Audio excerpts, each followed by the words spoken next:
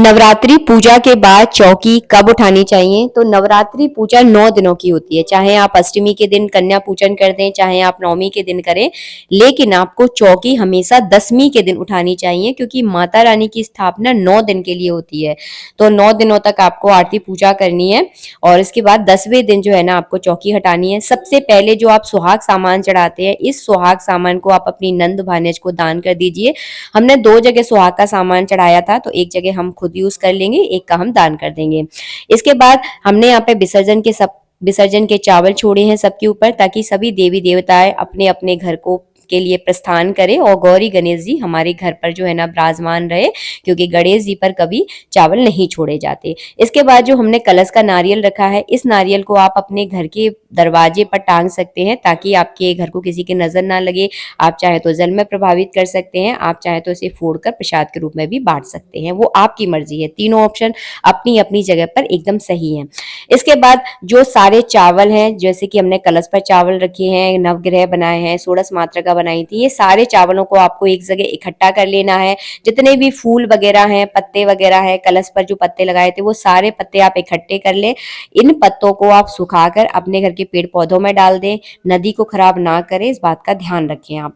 इसके बाद जो कलश का जल होता है, इस जल को पूरे घर में छिड़का जाता है ताकि आपके घर में एक सकारात्मक ऊर्जा आए। जितने भी जनेऊ और कलावा हमने चढ़ाए हैं, तो जनेऊ अपने घर में आप यूज कर सकते हैं, हमारे घर में हमारे पंडित जी पहनते हैं, तो इन जनेऊ को हम पहनने में यूज करते हैं। और इसके बाद जो है ना सिपाड़ी, हल्दी की गांठ जो भी हमने यहाँ पे रखा है, इन सारी सिपाड़ी की गांठ और हल्दी की गांठों को इकट्ठा कर लेना है।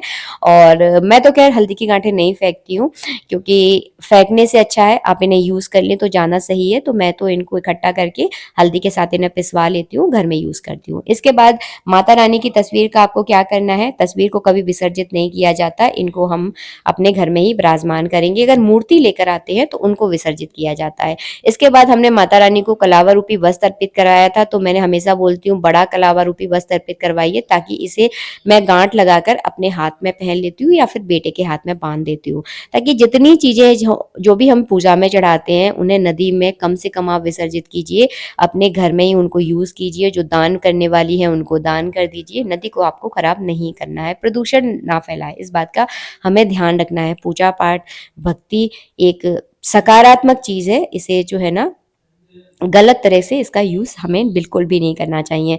इन चावलों को आप चाहे तो गाय को खिला दें, या फिर इन चावलों को में और चावल मिलाकर आप किसी ब्राह्मण को दान कर सकते हैं, किसी मंदिर में दान कर सकते हैं, ताकि कम से 1-2 दिन का तो किसी का भोजन हो। इस तरह से जो है ना हमें दान पुण्य करना है। इसके बाद